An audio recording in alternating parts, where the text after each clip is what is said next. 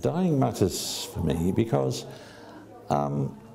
it's part of living. I did a presentation some time ago where I made the observation that shortly after I was born, I started to die. And I think the sooner people realise that, the better. We tend to cut ourselves off from the reality of dying. It's all part of life's spectrum. That sounds a little contradictory, but it's not really true. We will all die at the end. And so, if we've got any sense, we start thinking about it sooner rather than later. It came as a reality to me when I was diagnosed with Lewy body dementia some 10 years ago. I say to people that 6 months after diagnosis, I suddenly had what I call my resurrection. I suddenly realized that I was fallible, that I was going to die. I didn't know when. The doctor had told me it was going to be in the next 6 years. But I made a positive decision that I was going to work hard and try and put it off. But I realized at that time, whatever will be, and when my time comes, it comes. 10 years later, I'm still doing this, talking to you today, through the eye of this lens. That said, dying is a reality to me, and I'm totally reconciled to the fact.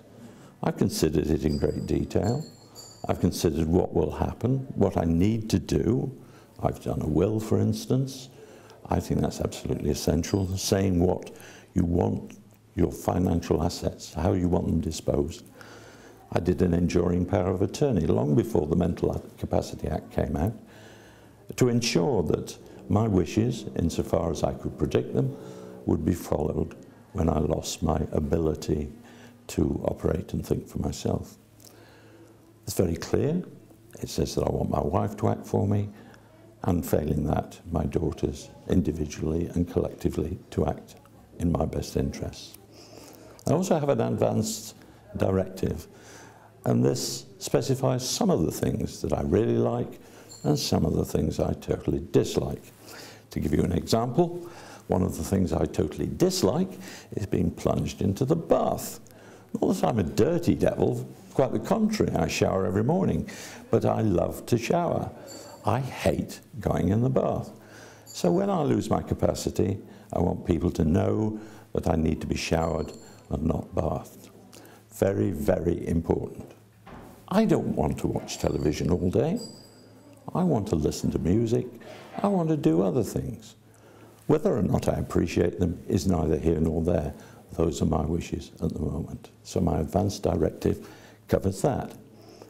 Then in addition to all of that, there are certain things I don't want to happen to me when I reach my final period of life. I don't want certain interventions to take place, and I'm quite specific about those. I don't want to be forcibly fed. I don't want to be pegged.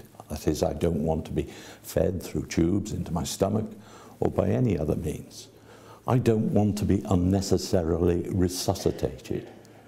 I'm not interested in euthanasia. I think that's wrong. I can't ask anybody at all, to put an end to my life. So assisted dying is out. Euthanasia is totally out. But if I'm going to die, I want to die naturally. I don't want my life to be perpetuated just for the sake of it. If it's just for a few hours, that's not important. And those wishes I expect to be honoured by my family. And I've gone one stage further, and that is to say to people that they can use any part of my body after my death, and I've donated my brain to a brain bank in Manchester.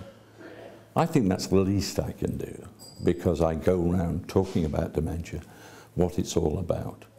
And I want to know that when my life comes to an end, then at least the bits that are left are used in a profitable and useful manner.